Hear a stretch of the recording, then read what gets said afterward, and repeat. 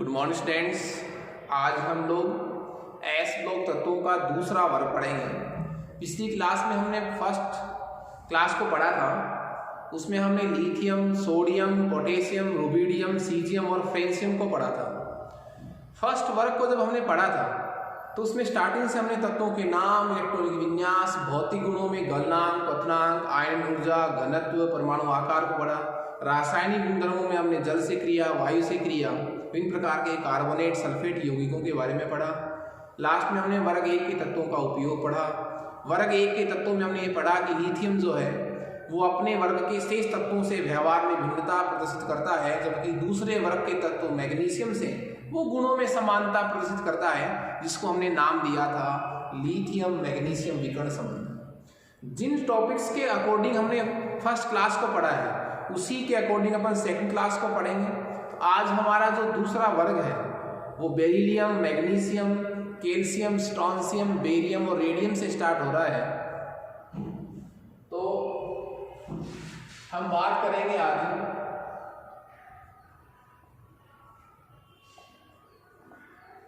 वर्ग संख्या 2 के तत्व। वर्ग संख्या 2 के तत्व। वर्ग संख्या 2 के तत्व। देखिए, सबसे पहले हम इनका परमाणु क्रमांक लिखेंगे, फिर इनका हम प्रतीक लिखेंगे, फिर इनका हम नाम लिखेंगे। इनका क्या लिखेंगे अपन? नाम लिखेंगे। और फिर इनका लिखेंगे अपन बाह्यतम कोश का सामान्य इलेक्ट्रॉनिक विन्यास। बाह्यतम कोश का सामान्य इलेक्ट्रॉनिक विन्यास। तो देखिए, सबसे पहले हम बात करें बेरिलियम,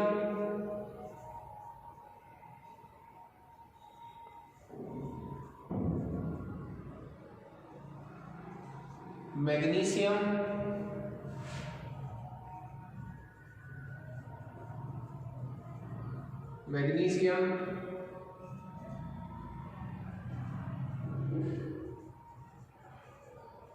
कैल्शियम,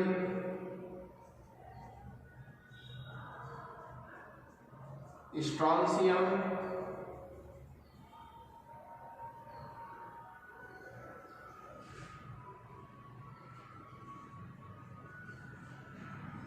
बेरियम और रेडियम। ये इनके नाम हो गए beryllium, magnesium, calcium, strontium, barium और रेडियम। परमाणु क्रमांक हम ऊपर वाले का याद करेंगे। ओनली बेरिलियम कितने नंबर पर आता है? 4। ठीक है, 4 में आप 8 जोड़िए, कितने हो गए? 12। फिर आप 8 जोड़िए, नंबर हो गया 20। फिर आप 18 जोड़िए तो ये हो गया 38। फिर आप 18 जोड़िए, ये हो गया 56। और ये फिर आप 32 जोड़ेंगे तो ये हो जाएगा 88। तो ये इनके परमाणु क्रमांक हो गए, प्रतीक हो गए, नाम हो गए। बाह्यतम कोश के सामान्य इलेक्ट्रॉनिक विन्यास की बात करें, देखिए आप वर्ग 2 के तत्वों का बाह्यतम कोश का सामान्य इलेक्ट्रॉनिक विन्यास वर्ग 1 की तरह ही वर्ग 1 का क्या लिखा था हमने? NS1। N का मतलब कोश का मान चेंज होगा पर एक इलेक्ट्रॉन S में रहेगा, वो चाहे 2s1 हो चाहे 3s1 हो। इसी तरह वर्ग 2 की बात करूं तो बाह्यतम कोश का विन्यास क्या रहेगा? NS2। तो सिर्फ किसकी वैल्यू चेंज होगी? N की वैल्यू चेंज होगी, और N की वैल्यू चेंज होगी तो S में कितने इलेक्ट्रॉन होंगे? 2। अब आप इसको लिख कर देख लीजिए। पहले मैं बेरिलियम का विन्यास लिख रहा हूं साहब। तो देखो बेरिलियम कितने नंबर पर आता है? 4 पर। तो ये हो जाएगा 1s2 2s2। तो बाह्यतम कोष कौन सा हुआ? 2। तो बाह्यतम कोष का विन्यास देखो 2s2, 2s2, s2 आ गया। इसके बाद का विन्यास लिखूं मैं मैग्नीशियम का। तो मैग्नीशियम कितने नंबर पर आता है? 12 नंबर पर। तो ये हो जाएगा 1s2, 2s2, 2p6, 3s2। ठीक है। अब देखिए बाह्यतम कोष कौन सा है? ये तो पहला कोष है, ये दूसरा, ये दूसरा, तो ये तो दूसरा, ये पहला, ये तीसरा। जब तीसरा स्टार्ट हो गया तो बाह्यतम कोष कौन सा हुआ? तीसरा ही हुआ। तो देखो तीसरे में कितने इलेक्ट्रॉन है? 3s2। तो बेरिलियम का विन्यास तो बाह्यतम क्या आ रहा है? 2s2। मैग्नीशियम का क्या आ रहा है? 3s2। तो इसी की तर्ज पर कैल्शियम का क्या होगा? बाह्यतम 4s2। स्ट्रोंशियम का क्या होगा? 5s2। बेरियम का क्या होगा? 6s2। स्ट्रोंशियम और रेडियम का क्या होगा? बोलो 7s2। ठीक है। और मैग्नीशियम का बाह्यतम क्या हो गया? 3s2। बेरिलियम का बाह्यतम क्या हो गया? 2s2। तो बाह्यतम कोष का सामान्य आणविक विन्यास क्या हो गया? NS2। ये जो तत्व है ये सभी कैसी प्रकृति के हैं? धात्विक प्रकृति के। ये सभी कैसी प्रकृति के हैं? धात्विक प्रकृति के हैं। ठीक है। ये सभी धात्विक प्रकृति के हैं और इनमें जो रेडियम है, जो कौन है? रेडियम, वो रेडियो सक्रिय तत्व है सर। रेडियम क्या है? रेडियो एक्टिव तत्व, रेडियो एक्टिव तत्व है रेडियम। बाकी सभी धातुएं हैं। इलेक्ट्रॉनिक विन्यास मैंने आपको बता दिया, इनके नाम, प्रतीक वगैरह आपको बता दिया। इसके बाद हमारा जो टॉपिक है वो रहेगा वर्ग 2 के तत्वों की उपलब्धता।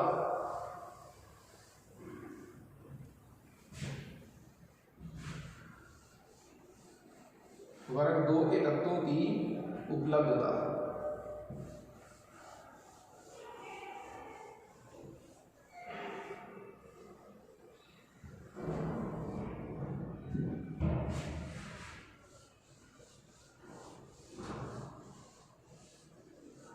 हाँ जी, बात करूं मैं वर्ग 2 के तत्वों की उपलब्धता की।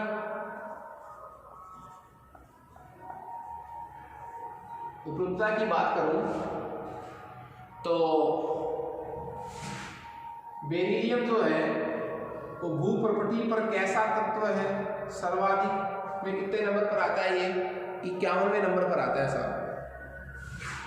मैग्नीशियम 5वें स्थान पर आता है। कैल्शियम 6ठे स्थान पर आता है। मैग्नीशियम के कुछ स्रोत हैं,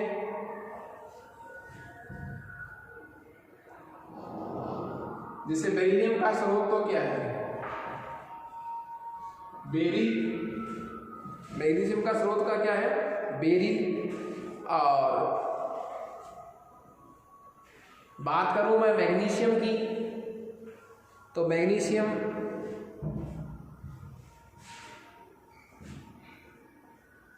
कार्बोनेट के रूप में, टूथपेस्ट का मुख्य अवयव होता है दंत मंजन का, कार्बोनेट सल्फेट यौगिकों के रूप में उपस्थित होता है।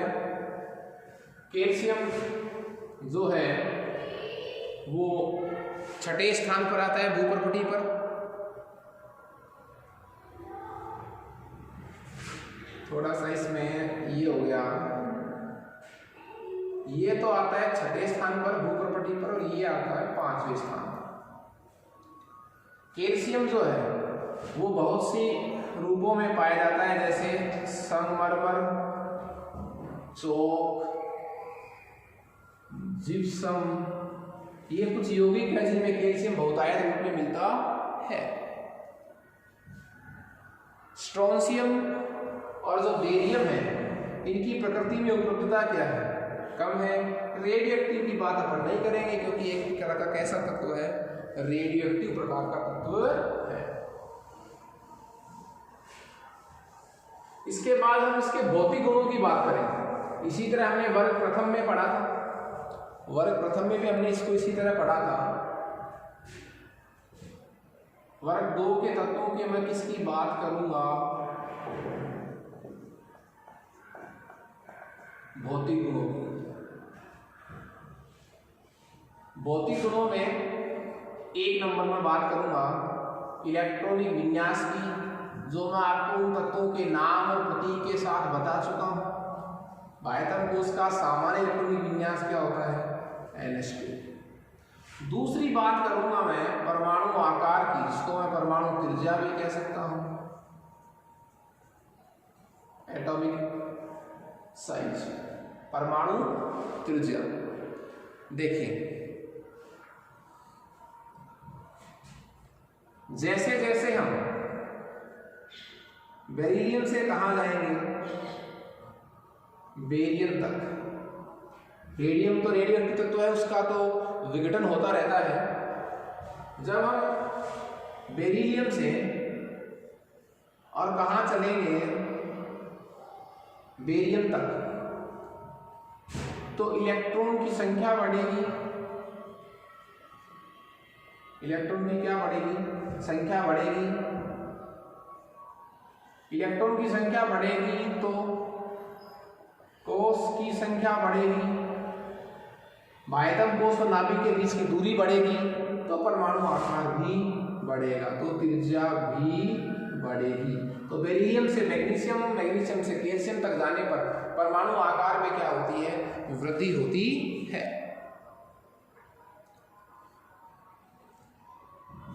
मैं बात करूं इनके घनत्व की,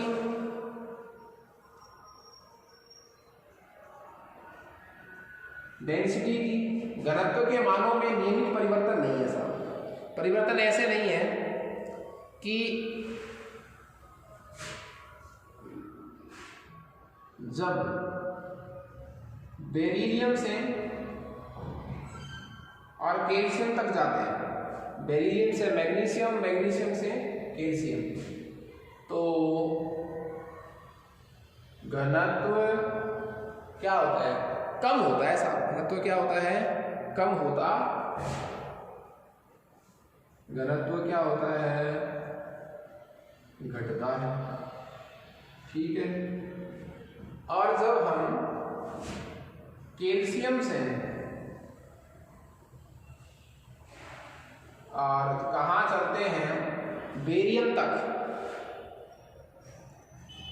तब घनत्व जो है वो घटता, सॉरी क्या होता है, बढ़ता है। तब घनत्व क्या होता है, बढ़ता है। दोनों बातें आप ध्यान दें कि बेरिलियम से कैल्शियम तक जाने पर घनत्व के मानों में कमी आती है, कैल्शियम से बेरियम तक जाने पर घनत्व के मानों में क्या होती है, वृद्धि होती है। इसका रीजन क्या है, क्योंकि जब हम बेरियम से कहां चलते हैं, कैल्शियम, जब हम बेरियम से कहां चलते हैं, कैल्शियम चलते हैं, तो जो निबिड़ संकुलन है, निबिड़ संकुलन धातुओं की क्रिस्टल जालक में पैकिंग एफिशिएंसी जो है, निबिड़ संकुलन की पैकिंग एफिशिएंसी है, निबिड़ संकुलन है, वो क्या होता है, कम होता है। तो क्लोज पैकिंग की जो एफिशिएंसी है, दक्षता जो होती है, वो कम होती है। इसलिए बेरिलियम से कैल्शियम तक जाने पर घनत्व के मानों में क्या आती है, कमी आती है। तो हमने परमाणु आकार की बात की, घनत्व की बात करी। इसके बाद गलनांक और क्वथनांक की बातें आती हैं।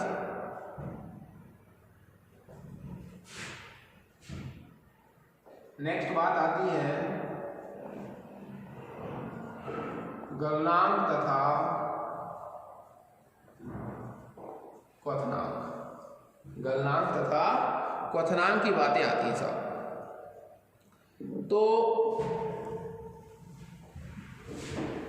जैसे जैसे हम बेरिलियम से कहां चलते हैं, रेडियम तक,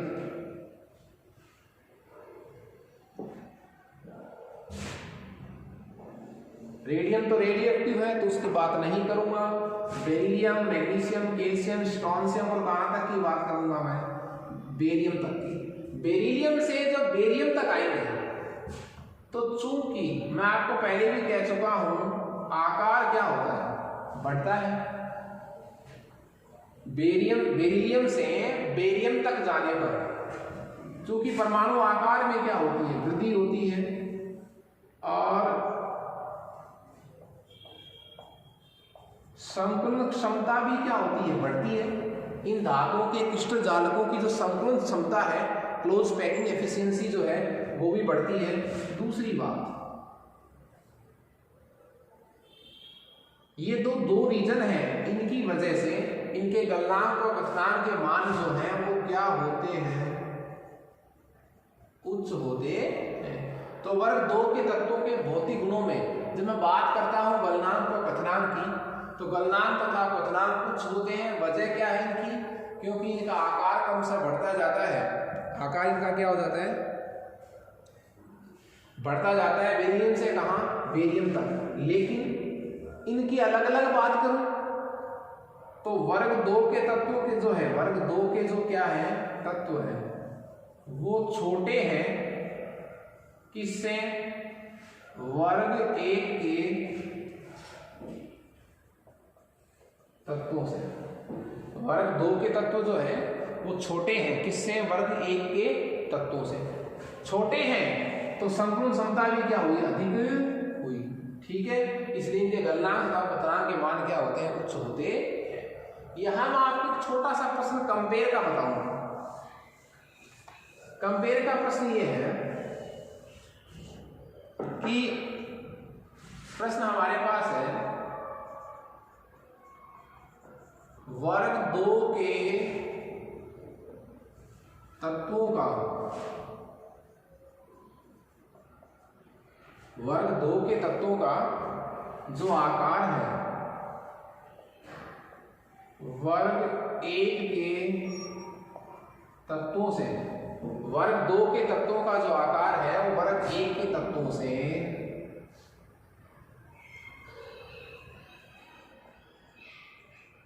कम होता है। क्यों? ठीक है, वर्ग 2 के तत्वों का जो आकार है वो वर्ग 1 के तत्वों से कम होता है। क्यों? क्योंकि देखिए ये है लिथियम, सोडियम,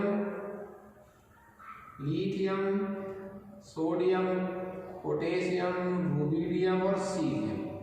इधर बात करूं बेरिलियम, मैग्नीशियम, कैल्शियम, स्ट्रोंशियम और बेरिलियम।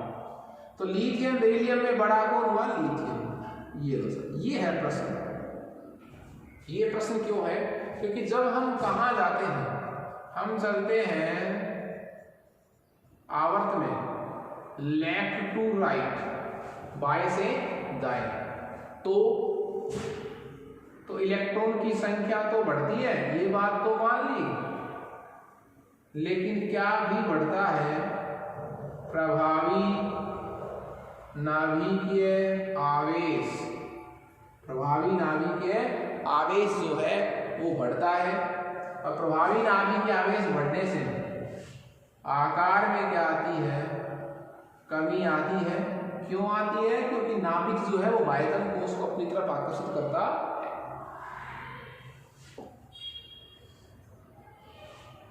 जब आकार में ये प्रश्न हो गया, ये आकार का प्रश्न हो गया, तो इसी प्रश्न को मैं आयनिक ऊर्जा में चेंज कर सकता हूं। वर्ग 2 के तत्वों की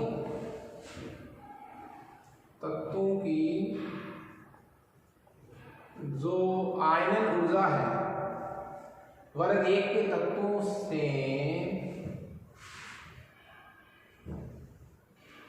अधिक होती है। क्यों? ये सिस्टम तो किसका है साहब? ये बात तो है आकार का। जब आकार किसका बड़ा है? लिथियम का, तो आयनिक ऊर्जा किसकी कम होगी? लिथियम की। क्योंकि हमने एक संबंध पढ़ा था, आकार विक्रमानुपाती होता है किसके? आयनिक ऊर्जा। आकार क्या होता है? व्युत्क्रमानुपाती किसके होता है? आयनन ऊर्जा के। तो वर्ग एक के तत्वों का जो भी आकार क्या है देखो बड़ा है, तो इनकी आयनन ऊर्जा क्या होगी फिर कम। क्लियर है? तो इस यहां से दो प्रश्न बन सकते हैं, एक तो आकार से ये प्रश्न बन सकता है और एक प्रश्न जो है वो आयनन ऊर्जा से बन सकता है।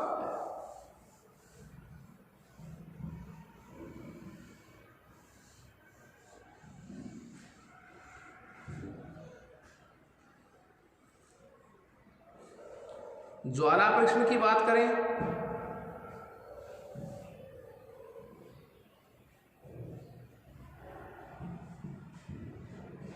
इंपॉर्टेंट है ये वाला भी, वर्ग एक में भी इंपॉर्टेंट था।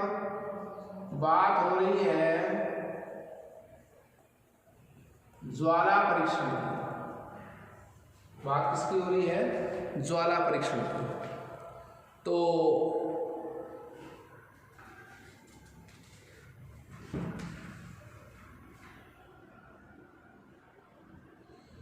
देखिए ज्वाला परीक्षण में तत्व कितने हुए? Beryllium, magnesium, calcium, strontium, barium, इतने तो फिक्स हैं। रेडियम की हम बात नहीं करेंगे एक बार, क्योंकि रेडियो एक्टिव तत्व है। ठीक है, लिख तो लो चाहे आप। ये तत्व है beryllium, magnesium, calcium, strontium, barium और रेडियम। जो बेरिलियम और क्या है? मैग्नीशियम। जो क्या है? बेरिलियम और मैग्नीशियम, उनका आकार क्या है? छोटा। आकार छोटा है तो आयनन ऊर्जा क्या होगी? अधिक। प्रश्न देखिए आप लोग, बेरिलियम और जो कौन है? मैग्नीशियम। बेरिलियम और मैग्नीशियम का आकार चूंकि अत्यधिक छोटा है, इसलिए इनकी आयनन ऊर्जा क्या है? अधिक है। इसलिए बेरिलियम और मैग्नीशियम जो है वो ज्वाला को कोई रंग प्रदान नहीं करते, ज्वाला को रंग नहीं देते, क्योंकि इनकी ज्वाला में इतनी ताकत नहीं होती कि वो इलेक्ट्रॉन को संयुक्ता कोष से उच्च कोष में स्थानांतरित कर सके। बात करें हम कैल्शियम, स्ट्रोंशियम, बेरियम और रेडियम की, तो कैल्शियम जो है वो ज्वाला को ईंट के समान लाल रंग देता है। ईंट के समान क्या देता है? लाल रंग देता है। स्ट्रोंशियम जो है वो किरमजी लाल। बात करूं मैं बेरियम की, तो हरा भी कैसा? सेव जैसा। हरा कैसा? सेव जैसा, सेव की तरह हरा। ठीक है, तो प्रश्न अच्छा हो गया इसमें एक, बेरिलियम में मैग्नीशियम ज्वाला को रंग प्रदान नहीं करते, क्यों? क्योंकि साहब अपने छोटे आकार और उच्च आयनन ऊर्जा के कारण ये ज्वाला को कोई रंग नहीं देते हैं। क्यों? क्योंकि इनकी जो ज्वाला है उसमें इतनी ताकत नहीं होती, उसमें इतनी एनर्जी नहीं होती कि वो संयुक्ता कोष के इलेक्ट्रॉन को और उच्च कक्षा में स्थानांतरित कर सके।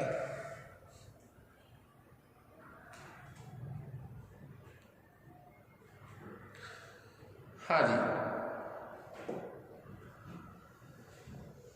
ज्वाला परीक्षण के बाद बात करूंगा मैं वर्ग 2 के तत्वों के रासायनिक गुणों के बारे में। वर्ग 2 के तत्वों के कैसे गुणों के बारे में? रासायनिक गुणों के बारे में।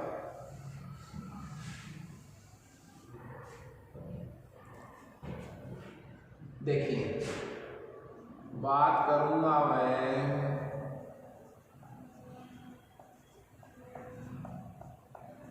रासायनिक गुण।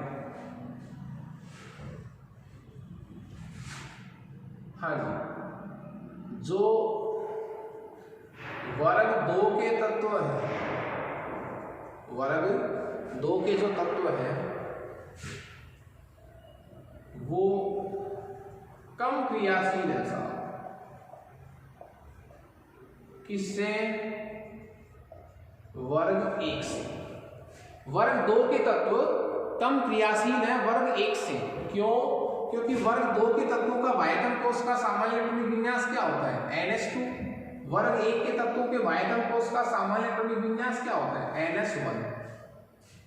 तो ये पूर्ण भरा हुआ कोष है, इसलिए इसमें से इलेक्ट्रॉन का ट्रांसफर करने के लिए हमें एनर्जी क्या चाहिए? ज्यादा। इसमें से एनर्जी क्या चाहिए? कम, इलेक्ट्रॉन निकालने के लिए। तो मैं ये कहूंगा कि वर्ग 1 के तत्वों की क्रियाशीलता ज्यादा होती है वर्ग 2 के तत्वों से। तो क्रियाशीलता तो किसकी ज्यादा हुई? वर्ग 1 की। किससे? वर्ग 2 से। फिर भी वर्ग 1 की भांति वर्ग 2 के तत्व भी कैसी अवस्था में नहीं पाए जाते? मुक्त अवस्था में। क्रियाशीलता कम जरूर है लेकिन बिल्कुल कम नहीं है साहब। तो वर्ग 1 के तत्वों से क्रियाशीलता किसकी कम होती है? वर्ग 2 के तत्वों की। पर इतनी भी कम नहीं होती कि इनको आप किसमें प्राप्त कर सके? मुक्त अवस्था में प्राप्त कर सके। ठीक है, तो अधिक आयनिक ऊर्जा के कारण वर्ग 2 के तत्वों की जो क्रियाशीलता है वो कम होती है वर्ग 1 के तत्वों से।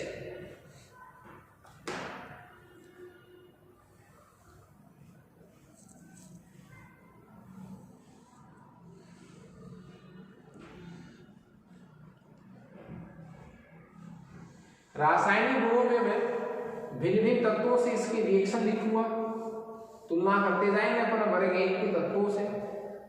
तो रासायनिक गुणों में बात करूं मैं सबसे पहले